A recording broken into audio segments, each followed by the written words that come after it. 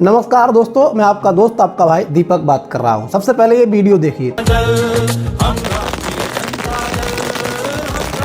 तेजस्वी यादव राजद कार्यकर्ताओं के साथ पटाखे फोड़ते नजर आ रहे हैं क्योंकि ये खुशी का मौका है। देश में प्रधानमंत्री मोदी ने ऐसा फैसला लिया है जिससे पूरा देश खुश है। कारण क्या है? प्रधानमंत्री मोदी ने ऐलान कर दिया है कि देश के अंदर जातिगत जनगणना होगी। वही जातिगत जनगणना जिसके लिए लालू प्रसाद यादव, मुलायम सिंह यादव और शरद यादव ने 1990 के दशक में हल्ला बोल किया था। सदन में कहा गया कि कैसे भी करके जातिगत जनगणना होनी चाहिए, कि जातवाद जनगणना होना चाहिए। और जब आरक्षण हुआ है तो जातवाद हुआ है, तो दिक्कत क्या है?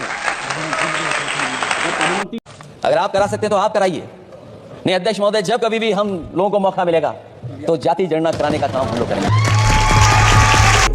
1950 से पहले जब देश आज़ाद नहीं हुआ था तो पिछड़ों और दलितों की लड़ाई डॉक्टर राम मनोहर लोहिया, आचार्य नरेंद्र देव, डॉक्टर बाबा साहेब भीमराव अम्बेडकर जैसे महानायक लड़ रहे थे। 60 और 70 के दशक तक ये महानायक हम लोगों के बीच से जाने लगे। इनका समय आ गया, ये चले गए। 70 के दशक में लालू प्रसाद यादव, मुलायम सिंह यादव, शरद यादव, कर्पूरी ठाकुर, चौधरी चरण सिंह, बीपी मंडल जैसे तमाम महानायक इस देश में आए और इन्हीं महानायकों ने देश में सबसे पहले आरक्षण की मांग उठाई कि देश के अंदर आरक्षण होना चाहिए, पिछड़ों को आरक्षण मिलना चाहिए।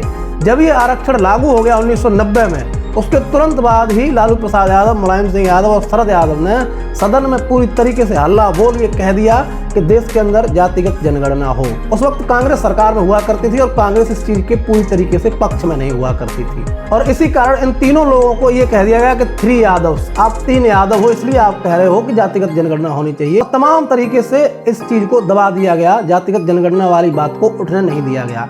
लेकिन नेताजी मुलायम सिंह यादव और लालू प्रसाद यादव इस चीज को लगातार सदन में उठाते रहे।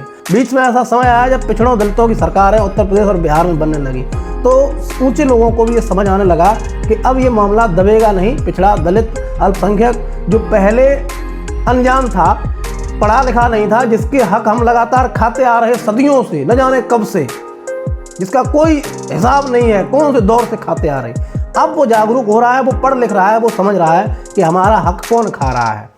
इसलिए अब जातिगत जनगणना करनी ही पड़ेगी और मौके को भांप कर राहुल गांधी चिल्लाना शुरू हो गए कि जाति जनगणना होनी चाहिए, जाति जनगणना होनी चाहिए। जाति जनगणना हम करा के दिखाएंगे। मेरा आप लोग इंसल्ट करना चाहते हैं, आप खुशी से करिए, आप रोज करिए, मगर एक बात मत भूलिए, जाति जनगणना को हम यहां पास करके दिखाएंगे।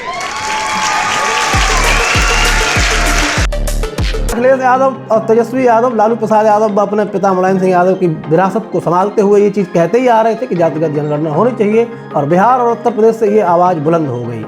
इस सिस्टम को शुरुआत भी तेजस्वी यादव ने ही की। जब नीतीश कुमार और तेजस्वी यादव ने बीच में कुछ दिनों के लिए सरकार बनाई तब तेजस्वी यादव ने बिहार में एक चरण की जातिगत जनगणना करवा भी दी थी।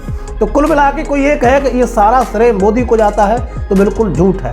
हकीकत ये श्रेय पीडीए को जाता है। पीडीए एकजुट हुआ, इसी पीडीए की एकजुटता से मोदी सरकार पर दबाव पड़ा, इसी पीडीए की एकजुटता से भारतीय जनता पार्टी अल्पमत में आई। जितनी सीटें उसकी पहले थी उतनी इस बार नहीं रहीं और इस बार भारतीय जनता पार्टी को अपने तले से जमीन खसकने का डर लगने लगा। उसे समझ आ गया कि अगर इस बार इतनी सीटें कम हुई तो नेक्स्ट टाइम हम क्लीन स्वीप हो जाएंगे और इस डर से मोदी जी ने समझ लिया कि अब भारत में राज करना उतना आसान नहीं है। देश का पिछड़ा और दलित जाग चुका है, इनका हक इन्हें देना ही होगा और उसी के कारण आज जातिगत जनगणना होने का ऐलान कर दिया गया है। पिछड़ों दलितों में खुशी है।